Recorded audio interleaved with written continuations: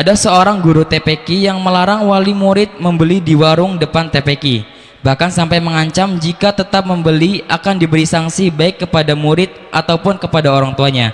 Apakah hal ini diperkenankan dalam Islam? Bukankah hal tersebut sama saja dengan menutup pintu rezeki orang lain? Mohon bimbingannya Buya. Syukron. Wassalamualaikum warahmatullahi wabarakatuh. Waalaikumsalam warahmatullahi wabarakatuh. Ini banyak terjadi hal-hal seperti itu. Kita tidak bisa melihat langsung bahwasanya guru TPQ-nya salah atau bagaimana. Yang jelas begini, kalau guru TPQ itu melarang karena hasud dengki di dalam hatinya, jelas dia salah. Kenapa harus menghasut orang cari rezeki?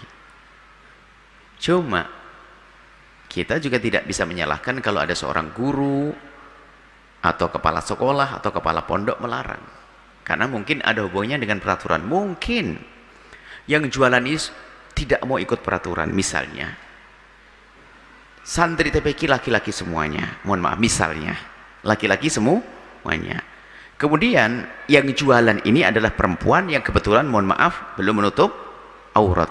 Loh, sah dong seorang guru TPQ mengatakan supaya anak santrinya tidak berurusan dengan orang yang membuka aurat. Di saat sang ini menutup aurat langsung diizinkan. Atau misalnya, mohon maaf, mungkin ada yang jualan adalah selama ini kan dianjurkan makan sehat. Jualannya adalah makanan yang sebetulnya di TPQ, di madrasah itu diajarkan kalau makan yang sehat gini. Ini nggak boleh loh ya, jangan dijual di situ. Maka kalau melarang adalah sah, mencintai santrinya.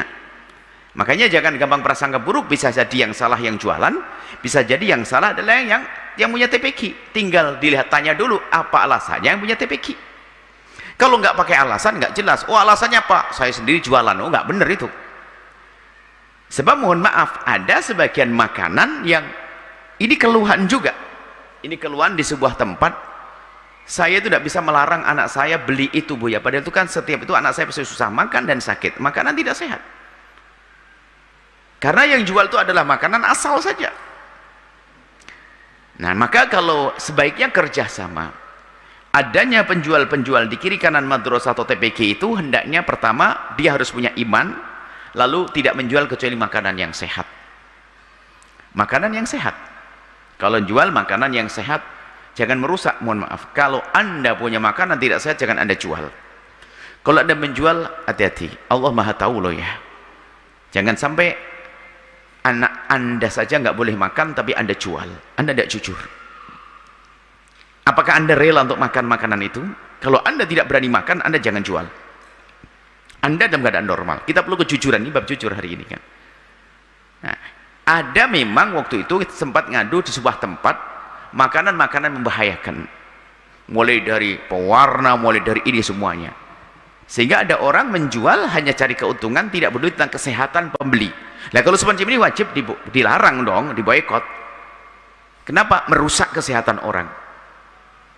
Lah, apalagi itu peraturan pondok, kamu tidak boleh gitu ya, membeli makanan seperti itu membahayakan. Apalagi nanti bisa menjual, mohon maaf, kita tidak mengatakan merendahkan orang yang belum pakai kerudung. Belum, kita tidak boleh merendahkan siapapun. Cuman kalau anak laki-laki berhadapan dengan orang yang belum menutup aurat, kalau di saat melihat mau tidak mau harus menghindar, dan itu menjadikan sebab dia dosa.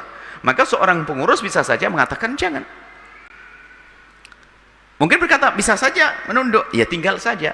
Yang jualan menyesuaikan dong, karena Allah, saya jualan di tempat pesantren, di tempat madrasah, di tempat TPQ sebagai seorang perempuan karena Allah. Nah, kalau karena Allah itu kan indah. Saya akan menutup aurat saya lillahi ta'ala, kan jadi indah semuanya. Nah, kalau dia keras kepala lah, dengan gayanya, dengan ininya lah, kalau keras kepala, kita pun tidak boleh merendahkan di saat ada orang belum menutup aurat, hanya kita, tapi harus kita doakan. Cuman berhak, ini kejadian, berhak seorang ketua TPQ melarang anaknya belanja ke tersebut karena ada urusannya membiasakan aurat. Itu sah loh begitu tuh. Yang penting bukan karena ngiri. Maknanya nih, kalau seandainya dia sudah memenuhi aturan di sekolah ini, maka langsung saya suruh belanja ke sana. Misalnya makanan sehat, jangan jual makanan ini.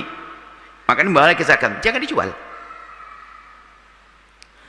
Nah, yang nggak boleh adalah pengurus TPQ tiba-tiba saja melarang tanpa sebab, tapi ternyata diam-diam ngiri di dalam hatinya, itu kebusukan seorang ustadz atau ustadzah. Nah ini tidak bisa kita langsung menyalahkan siapa yang salah, gitu loh. Kita perlu lihat apa sih yang terjadi yang sesungguhnya di lapangan. Bisa jadi yang salah adalah ketua TPQ-nya karena ada hasud di dalam dirinya, bisa jadi dilarang adalah benar karena apa, yang jual mungkin tidak memenuhi syarat, atau makanan yang sehat, atau dia cara menjual mungkin dandanannya adalah tidak pantas sekali, buka tidak layak lah.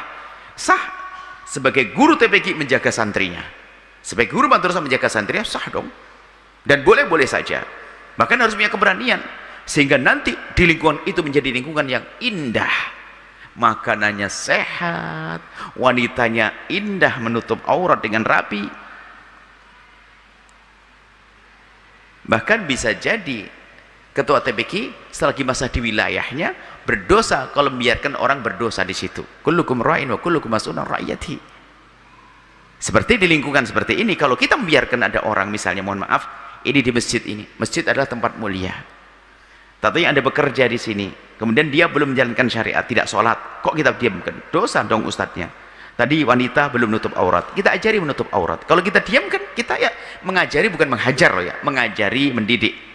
Kalau kita membiarkan, tidak pernah nasihati, dosa ustadznya, dosa.